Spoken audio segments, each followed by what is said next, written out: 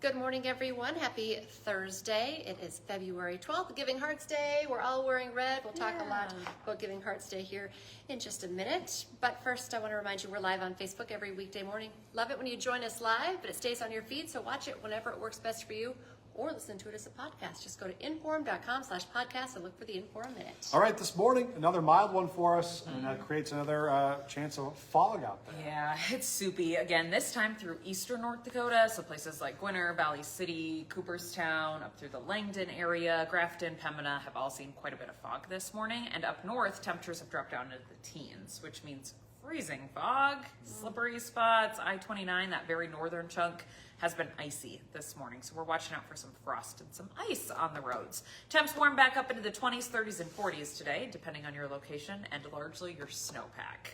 Where the snow is deeper, you're in the 20s today in northern Minnesota. We're kind of caught in the middle. Fargo, Grand Forks, looking at 32 in Forks, 37 today in Fargo.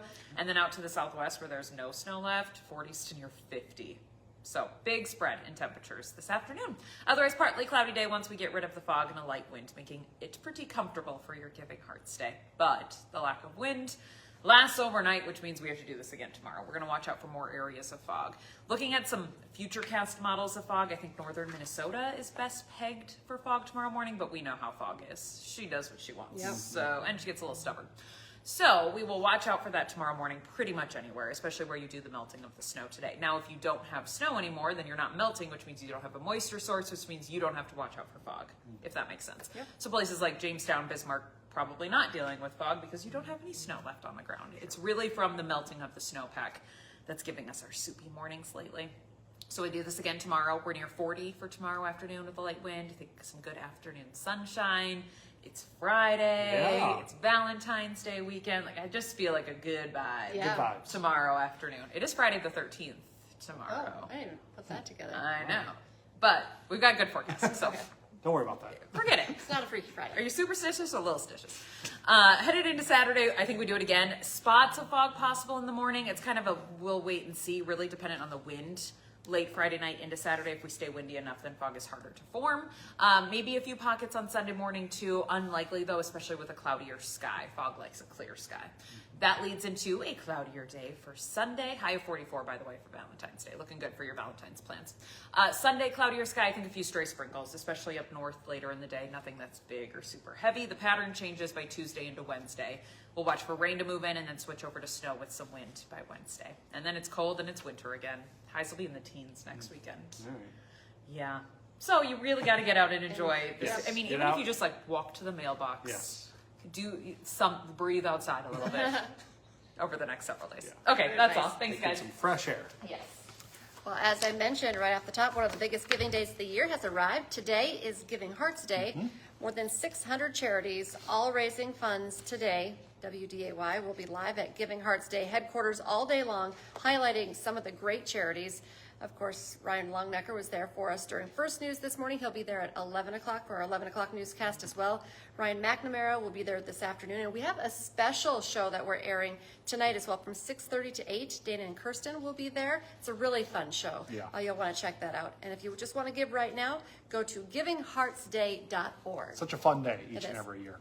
All right, this morning, Board Czar Tom Homan is holding a news conference in Minneapolis. The White House did not specify exactly what he's going to be talking about, but we do know on Tuesday, Minnesota Governor Tim Walz said he expected Homan to announce another drawdown of federal agents before the end of this week. Homan's news conference did start at 8 o'clock, so it's happening right now. Meanwhile, Governor Walz is holding his own news conference, announcing a new budget proposal for businesses that have been impacted by Operation Metro Surge. That is set for 9:45 this morning. Fargo police are now asking for help finding a tote that may contain the body of a missing woman who they say was heinously murdered. Police believe a 27-gallon tote may have been dumped in a secluded area or alongside a road between Fargo and eastern Ottertail County. If you want to see what the tote looks like, go to inform.com. They have a picture of what they are asking you to look for.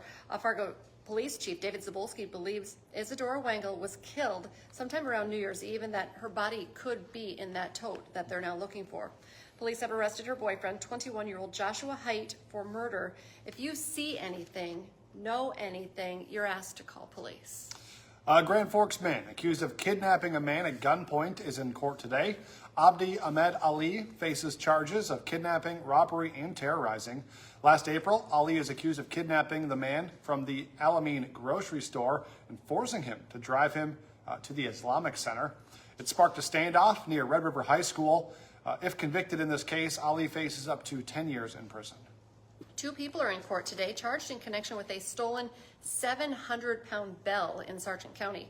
Derek Sims is charged with felony theft in the case. He pleaded not guilty in November, but he has a change of plea hearing scheduled for this morning.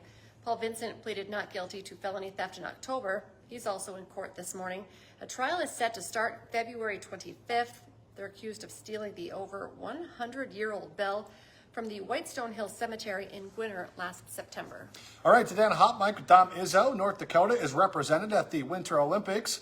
We'll check in Milan with Bill Kerr, Britta's dad, as the women's hockey team prepares for the medal round. Plus, the Bison women are set to head to Grand Forks this weekend. How Jocelyn Schiller is preparing for a homecoming against her former team. That's from 9 to 11 on Hot Mic. You can watch on WDAY Extra and Inforum.com. And now's a great time to get that Inforum.com subscription. Go to Inforum.com/subscribe to check out the deals. And be sure to join us the rest of the day on air as well for our newscast. Your next one's at 11, then 4, 5, 6, 9, and 10. And we have that special from 6:30 to 8 as well this evening, so tune into that. And then we're back with your Friday edition of First News tomorrow morning from 5 to 7. Have a great day, everyone.